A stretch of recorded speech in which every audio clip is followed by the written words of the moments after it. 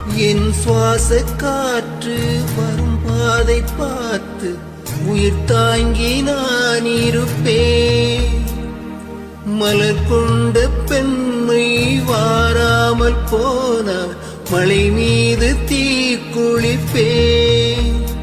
என் உயிர் போகும் போனாலும் துயரில்லை கண்ணே, அதற்காகத்தான் பாடினேன்.